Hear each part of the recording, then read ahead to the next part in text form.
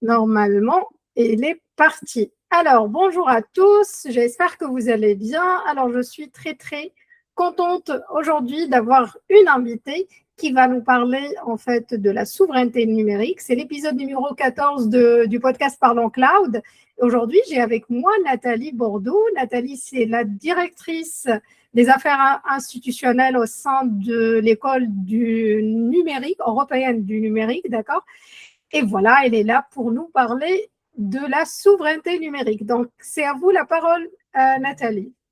Bonjour Touraya, merci beaucoup de m'accueillir dans ce podcast. Je suis ravie d'être avec vous et avec vos auditeurs aujourd'hui.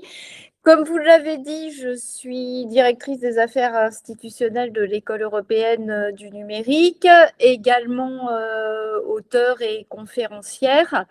Et j'ai travaillé très longtemps au cabinet ministériel, plus de 10 ans, ce qui fait que le sujet de la souveraineté sous tous ses angles m'intéresse de longue date et notamment actuellement la souveraineté qui nous occupe aujourd'hui, à savoir la souveraineté numérique.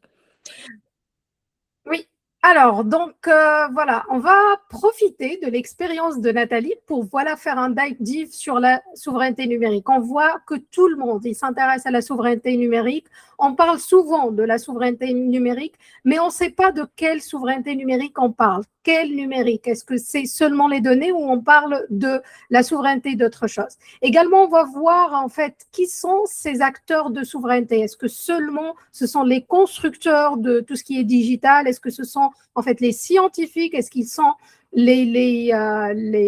fait, les entreprises qui produisent du digital ou bien des solutions numériques ou bien ils peuvent être des acteurs également politiques.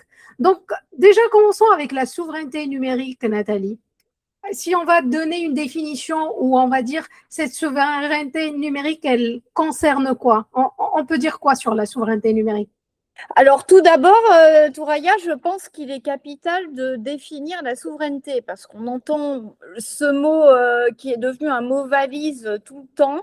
Mais moi, j'ai envie de rappeler qu'à la base, la souveraineté, elle est définie dans notre premier texte constitutionnel, à savoir la Déclaration des droits de l'homme et du citoyen, qui date donc du 26 août 1789 et qui est toujours en annexe de notre actuelle constitution et qui dit « Le principe de toute souveraineté réside essentiellement dans la nation ». C'est d'ailleurs ce qu'a rappelé le Conseil d'État en 2024 en disant que la souveraineté, c'est la capacité d'un peuple à décider pour lui-même. Ce qui veut dire très clairement que quand on entend parler de souveraineté européenne, on fait un contresens. La souveraineté, elle se joue au niveau national. Par contre, parfois, on est trop petit pour être efficacement souverain dans un domaine. Et dans ce cas-là, avoir des partenariats européens, avoir un grand marché européen pour créer une autonomie stratégique commune, ça devient intéressant, mais ce n'est pas de la souveraineté. Alors, ça s'applique dans le domaine numérique comme dans tous les domaines. Comme vous l'avez rappelé, ça concerne en premier lieu les données. Les données, maintenant, c'est une richesse. Effectivement, si on doit voilà, donner, OK, nous, on est souverain.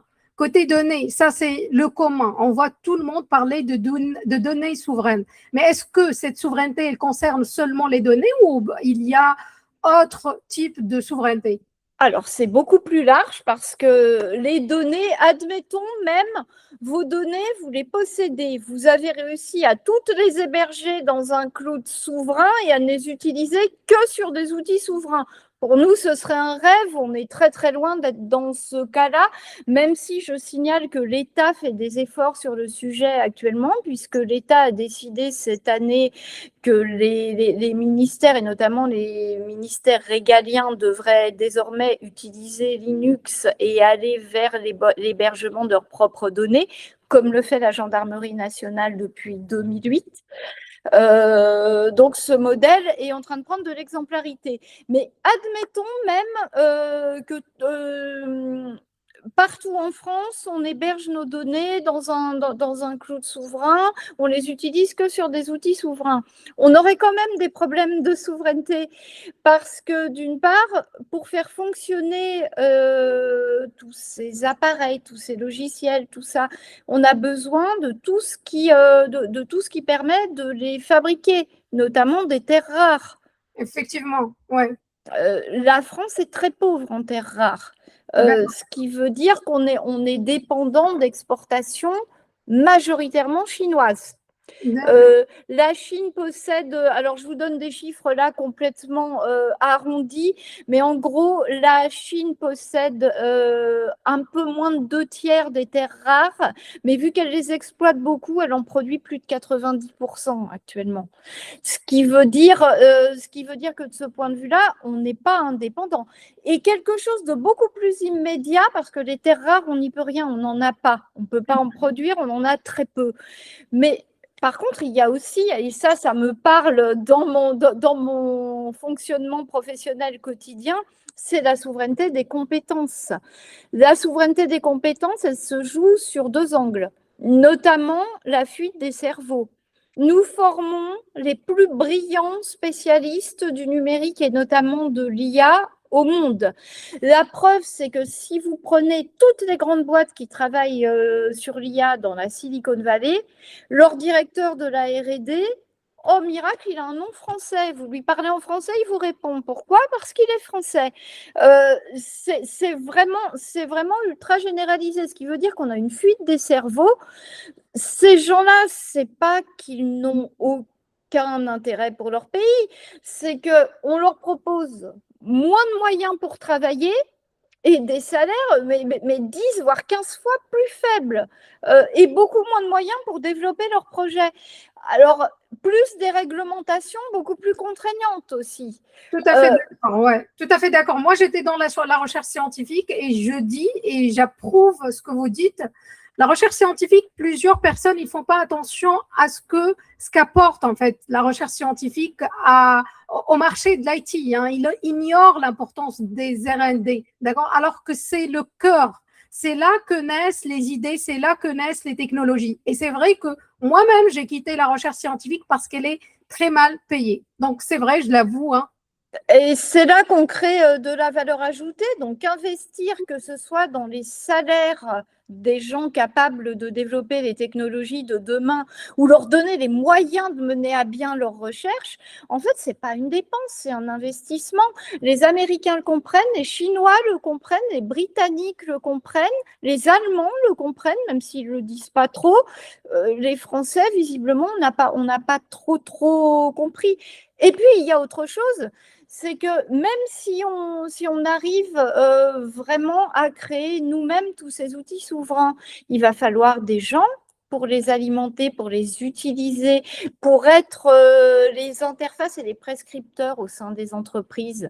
Et il va falloir qu'ils comprennent les métiers à qui ils les conseillent, ce qui veut dire qu'on doit former des gens à la fois en formation initiale, mais aussi en reconversion, parce que des gens qui ont exercé par le passé un métier, quel qu'il soit, et qui vont devenir développeurs web, techniciens supérieurs, système et réseau, product builder, no-code, eh bien, ces gens-là, ils vont amener une immense valeur ajoutée dans l'entreprise parce qu'ils auront été formés aux besoins des entreprises françaises avec nos valeurs et avec nos outils. Donc, à l'École européenne du numérique, certes, on travaille pour la reconversion, mais moi, j'ai le sentiment de travailler tous les jours pour une vraie souveraineté nationale des compétences numériques. Tout à fait d'accord. Hein. Et il y a cette montée en compétences. Moi, de mon côté, j'appelle toujours les entreprises à les faire. Pourquoi?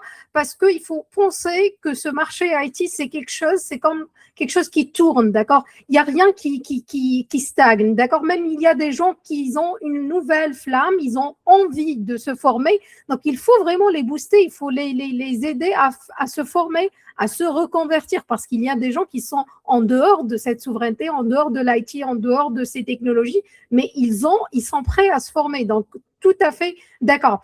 Mais concernant, en fait, Nathalie, vous avez parlé des terres rares et que, voilà, vous êtes dépendant, la France, elle dépend beaucoup par exemple, de la Chine en cette matière. Vous voyez donc, en fait, la souveraineté, réellement, on ne peut pas la réaliser, c'est-à-dire cette indépendance totale. Au final, on n'est pas fait pour être vraiment indépendant. Donc, moi, j'aimerais bien savoir la vie politique, géopolitique sur ce point. C'est-à-dire, nous, on ne peut pas être à 100% indépendant. Les nations, ils ne peuvent pas l'être. Donc, dans ce cas, est-ce qu'il y a comment dire, des efforts, est-ce qu'il y a des initiatives dans ce sens pour dire, voilà, il faut, voilà, la souveraineté, il y a la souveraineté des données, il y a la souveraineté des infras, il y a la souveraineté de la matière première, si on ose dire, mais voilà, on ne peut pas être à 100% indépendant l'un de l'autre. Donc, est-ce que, voilà, il y a surtout, je pense, le problème aujourd'hui, c'est avec l'Amérique. Est-ce que l'Amérique, elle peut comprendre ça? Est-ce que les autres pays, ils sont conscients qu'on ne peut pas être indépendant à 100%? Alors, la souveraineté, c'est pas le protectionnisme. Effectivement, on vit dans un monde d'interdépendance. On ne peut pas le nier. Il y a des choses qu'on ne produit pas. Il y a des domaines où tel pays est plus performant. Ça, c'est un fait. On ne peut pas le nier. C'est d'ailleurs pour ça que l'ouvrage collectif que je dirige actuellement, qui sortira aux éditions Hermann en janvier 2027, s'appelle l'archipel des souverainetés. La souveraineté, on ne peut plus la considérer comme quelque chose de global. Ça se construit par archipel en voyant dans tel domaine que peut-on faire en matière de souveraineté. Ce qui veut dire que c'est une question de volonté politique. Une dépendance, par exemple, comme vous le soulignez, on n'a pas de terres rares ou très peu, la Chine en a beaucoup et en produit beaucoup.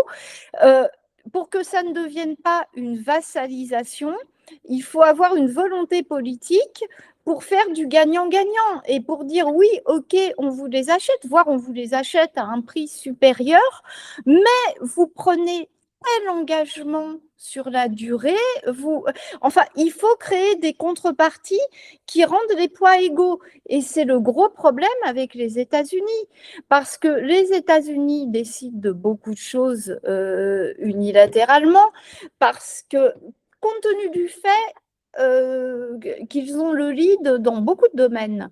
Et que d'autre part, ils commercent avec absolument tous les pays du globe, sauf des pays sous embargo comme l'Iran. Encore que, ça aussi, on pourrait en discuter si on parlait géopolitique. Ouais. Mais enfin, sur le principe, à part l'Iran et la Corée du Nord, je pense qu'ils commercent avec à peu près tout le monde. Donc, même si on essaie de jouer le rapport de force en disant oui, mais si vous voulez implanter telle chose chez nous, vendre tel produit chez nous, remplissez telle condition, sinon on n'achète pas. Mais ils vont vous répondre, mais nous, on s'en fiche. Si vous nous achetez plus rien, vous êtes la France, il nous reste 190 autres clients. Aucune importance. Donc, le rapport de force est complètement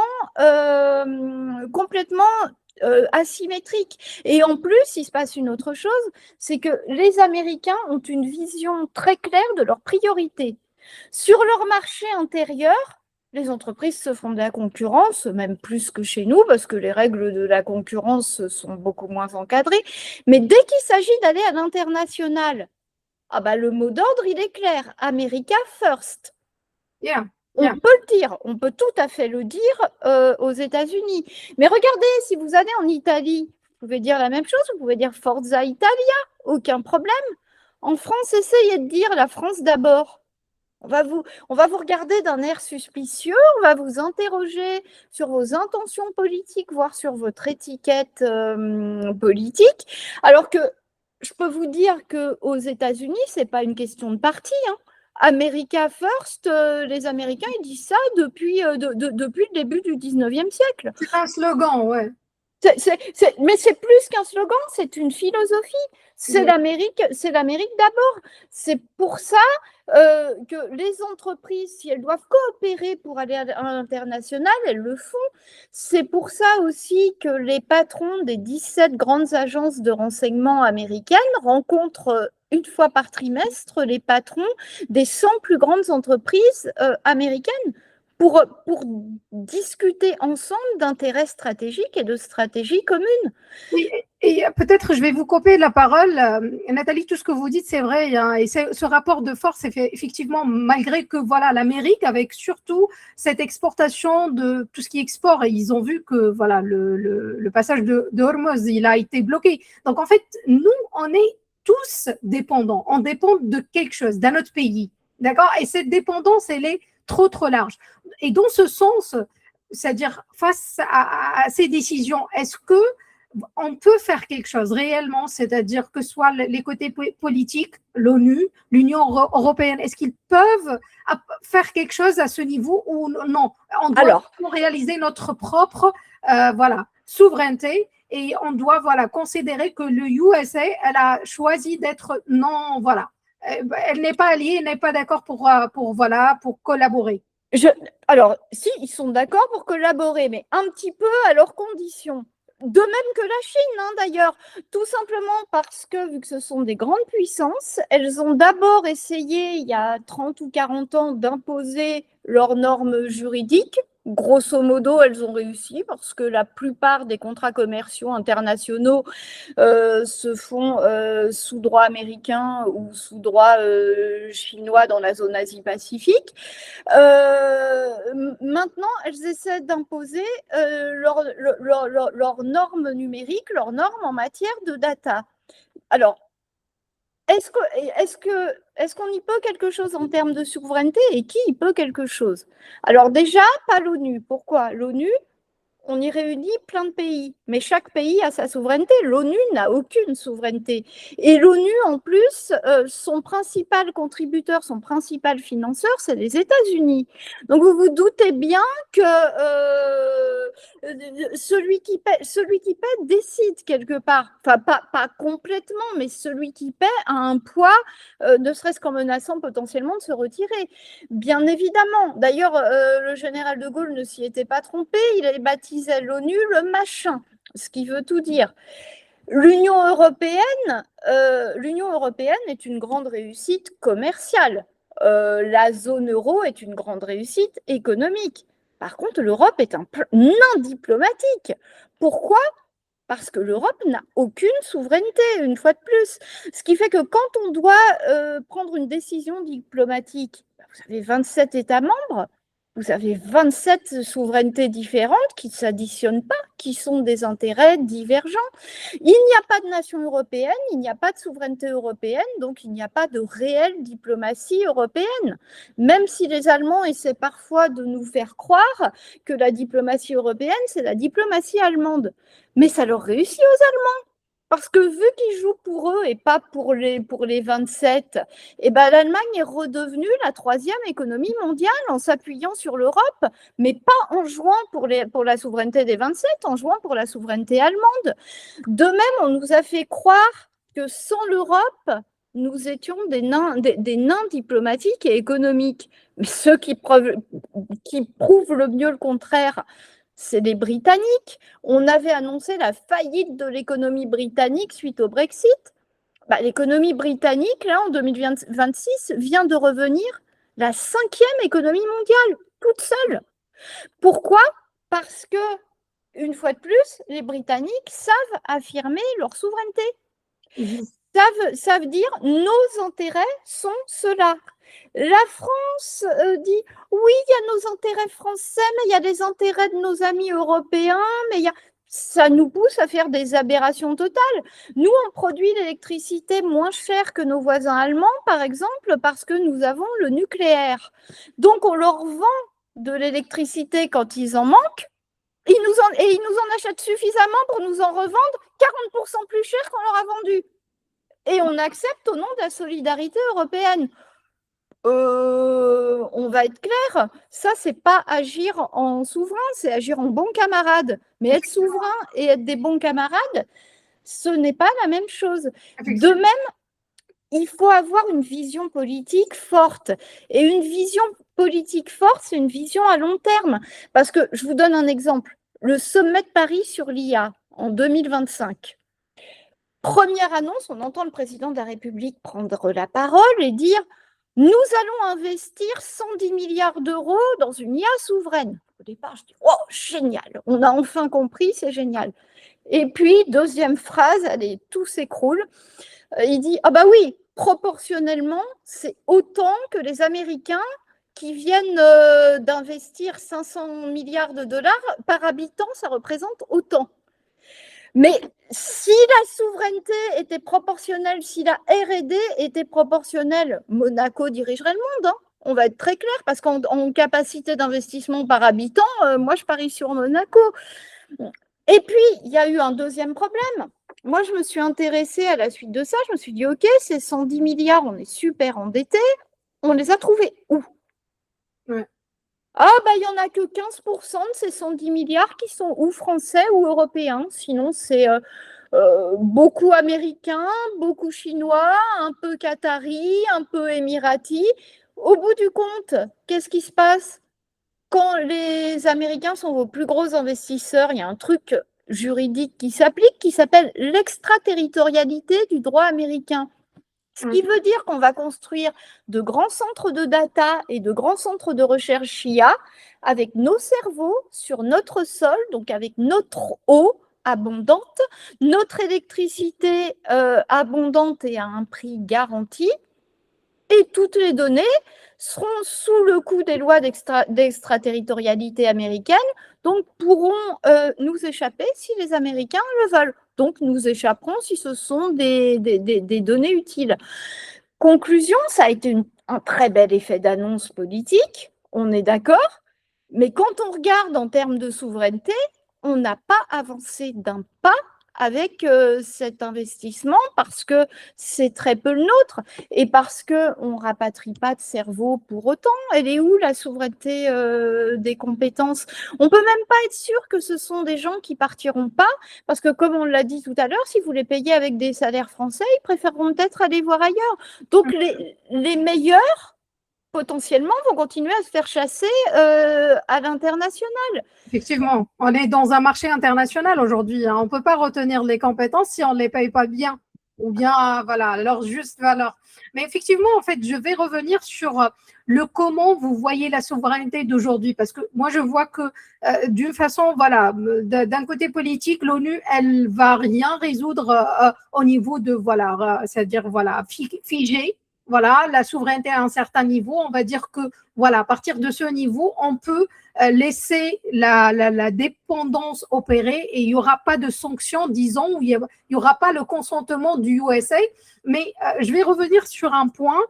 Quand vous dites en fait que la France, elle est un peu gentille, je pense, avec les USA, je pense que oui. Pourquoi? Parce que même moi, quand j'ai travaillé chez Microsoft et tout, le seul pays qui a réalisé sa souveraineté, c'était la Chine. La Chine, dès le départ, elle s'adresse aux USA, elle s'adresse aux entreprises qui sont américaines avec de la vigilance. C'est-à-dire, même s'ils acceptent les services américains, ils les acceptent à leur façon, selon leur code interne.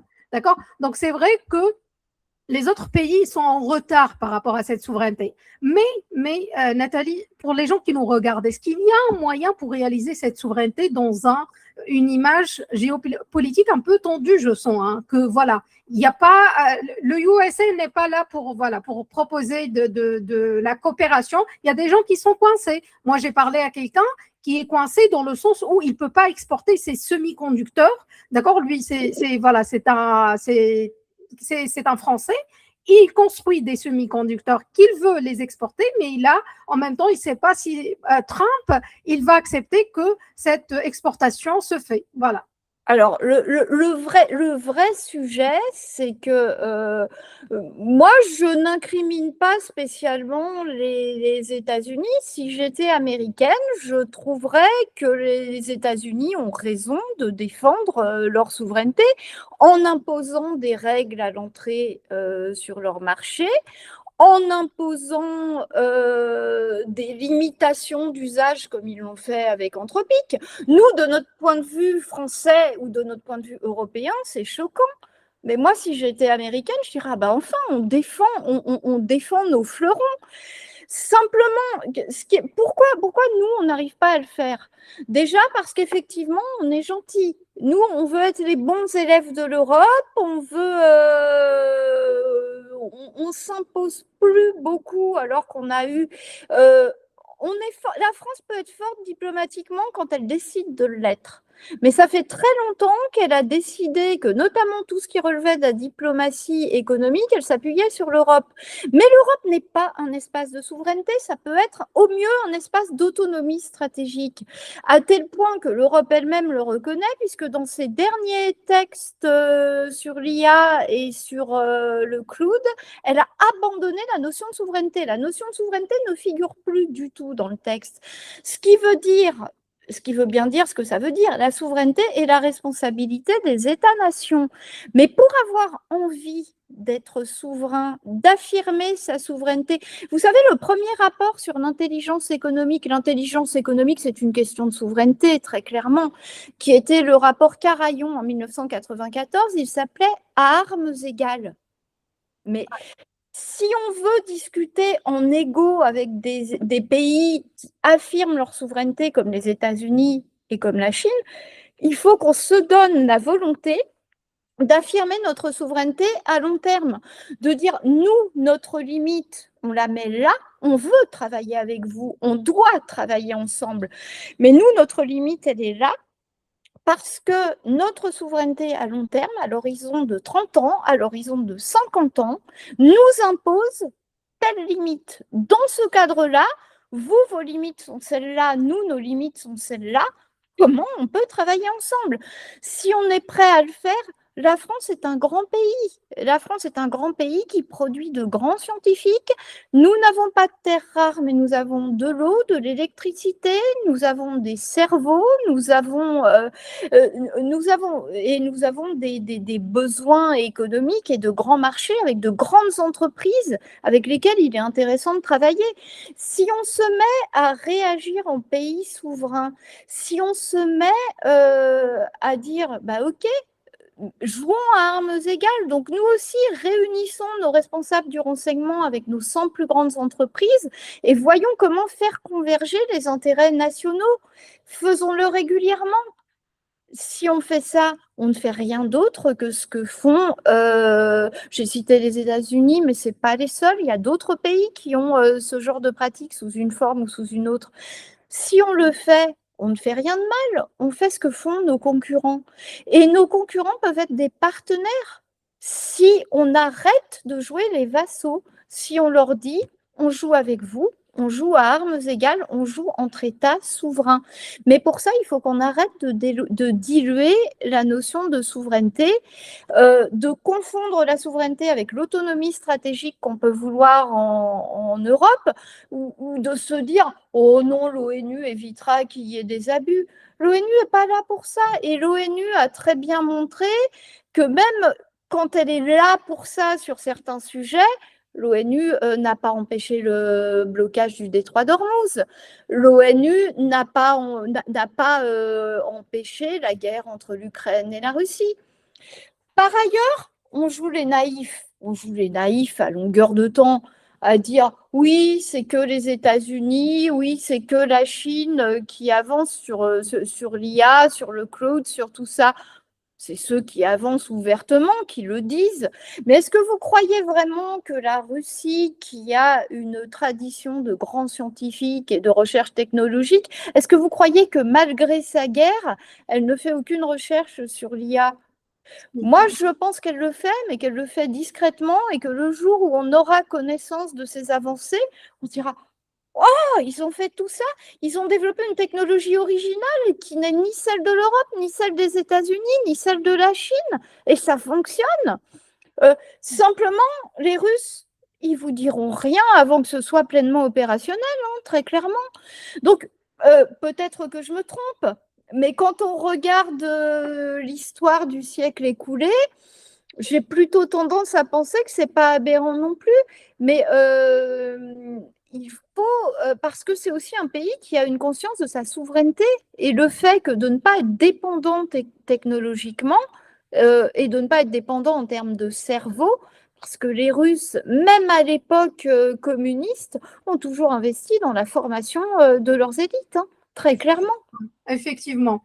Et en fait, maintenant, Nathalie, si on va passer, on va parler de la souveraineté côté cloud, côté. Tout à l'heure, on a vu que voilà, il y a différents types de souveraineté. Il y a la souveraineté des données, mais aussi, il faut savoir qu'il y a la souveraineté, il y a les terres rares dont vous avez parlé, il y a également l'infrastructure, il y a même les câbles, les semi-conducteurs. En fait, tout équipement qui peut, en fait, voilà, servir les centres de données aujourd'hui, le sujet d'actualité. Donc, est-ce que la France aujourd'hui, avec les centres de données qu'elle a, avec les cloud providers ou bien les fournisseurs de cloud, est-ce qu'elle peut dire qu'elle est prête pour la souveraineté? Est-ce que surtout les entreprises françaises, ils peuvent, au jour d'aujourd'hui, ils peuvent migrer et aller vers des clouds souverains et adopter peut-être des technologies d'infra qui sont souveraines? Alors, je vais être très claire avec vous, non, pour plusieurs raisons. La première raison, c'est une raison de sensibilisation qui n'est pas faite. Le MEDEF, qui a organisé un événement autour de la souveraineté il y a peu de temps, avait interrogé des chefs d'entreprise sur l'importance qu'ils attachaient à la souveraineté numérique. Ceux qui y attachaient de l'importance, c'est 16% des chefs d'entreprise. Ça varie un peu en fonction de l'âge, mais grosso modo, c'est 16%. Donc, c'est très peu. Il y a un autre problème, c'est que quand vous êtes une PME, que vous avez adopté une solution déjà en hésitant beaucoup, que cette solution, elle est gratuite et qu'elle marche bien dans votre entreprise, que vous avez dépensé d'argent pour y former vos collaborateurs. Si on vous dit bah ouais, vous allez migrer vers une autre solution, mais déjà elle est un petit peu moins performante parce qu'on est en train de la mettre au point, on n'a pas eu suffisamment de données d'entraînement. Elle deviendra aussi performante, mais dans 2 ans. Donc en attendant, elle sera bien, mais un petit peu moins bien. Et puis il va falloir que vous migriez, donc c'est du travail. Ça demande des process. Et puis il va peut-être falloir reformer certains de vos collaborateurs. Et puis, eh ben, en fait, il y a une réalité, c'est qu'aujourd'hui, il n'y a pas de réversibilité technologique, notamment pour les plus petites entreprises. Une fois qu'une solution est choisie, je peux vous dire qu'elle est là pour longtemps. D'autre part, ça veut dire que toutes ces migrations, il faudrait les financer, que toutes ces formations, il faudrait que les transitions pro ou les OPCO soient en mesure de les financer, donc voient leur budget augmenter. Alors, les budgets de la reconversion ou de la formation continue, ils ont diminué de 13% ces 2 dernières années.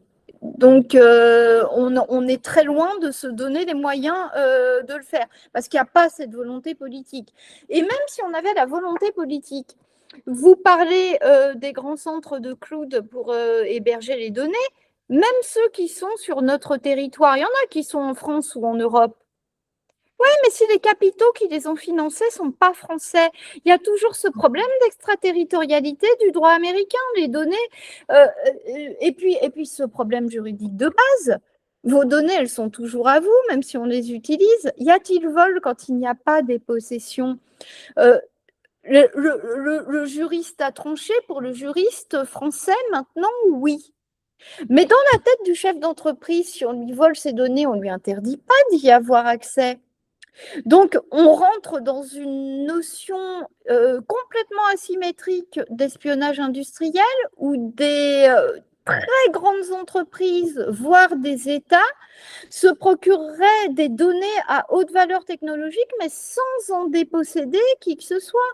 Et en plus, quand vous êtes une entreprise française et que vous déposez un brevet pour des semi-conducteurs, vous le déposez en France et en Europe. Mais si quelqu'un d'autre, via comme ça un centre de données,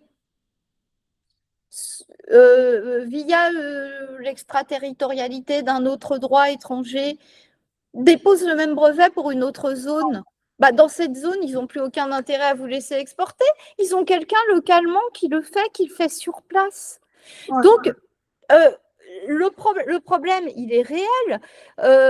Et les infrastructures, c'est intéressant de les avoir sur le territoire, mais c'est intéressant de les contrôler juridiquement.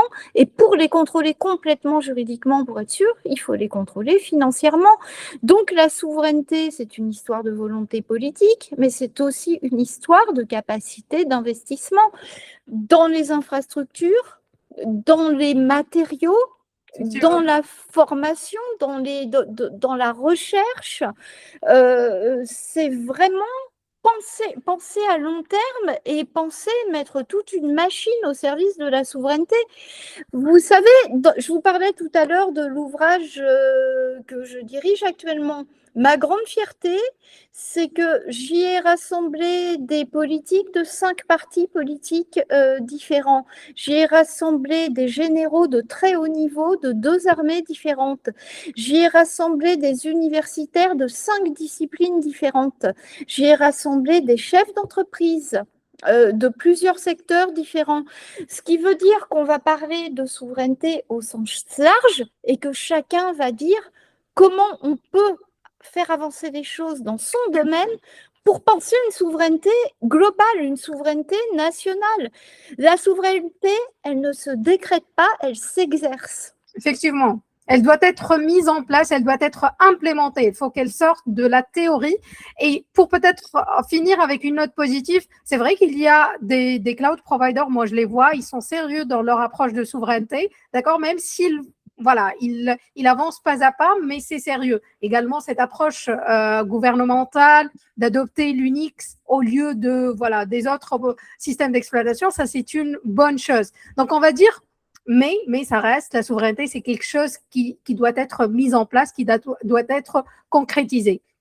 Et pour finir, en fait, Nathalie, si vous nous parlez encore plus de votre ouvrage, il sera quand, publié? Est-ce qu'il est déjà publié? Il sera plutôt publié bientôt? C'est quand? Il sortira en janvier 2027 aux éditions Hermann avec une préface du sénateur Christian Cambon. Et une postface que je ne peux pas encore annoncer, mais d'un grand nom du monde économique, et avec des contributeurs vraiment fabuleux. François Braun, ancien ministre de la Santé, le général d'armée Richard Lizuret, qui a été directeur général de la gendarmerie nationale, le professeur Rémi Février, qui est un de nos grands spécialistes cyber, le professeur Véronique Chanu, qui est la papesse du management public. Enfin, vraiment, il y a une quinzaine de contributeurs. Je ne vais pas vous faire un inventaire à l'après-vert, mais tous sont de ce niveau-là et tous m'ont fait un grand honneur d'accepter de participer à cet ouvrage parce que le sujet leur parle. On a aussi le député Marc de Florian, on a Daniel Westman qui est très très investi comme chef d'entreprise et au MEDEF.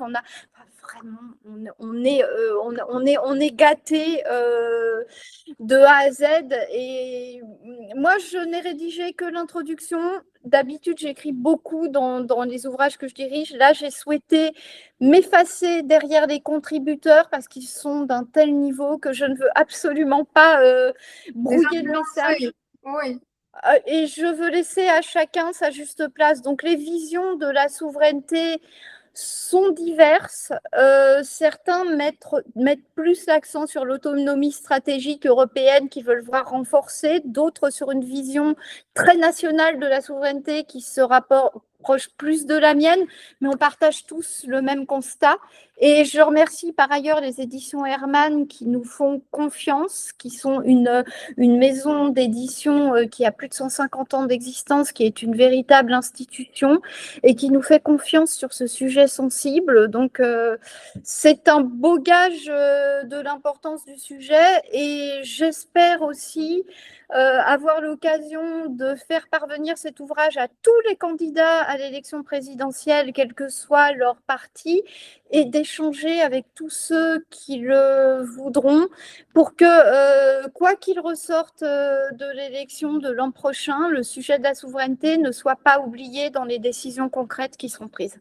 Et pourquoi pas les entreprises, hein, même les entreprises, ils doivent, je pense que c'est un livre de sensibilisation, de vision, de contribution. Donc même les entreprises, ils ont intérêt à avoir ce livre.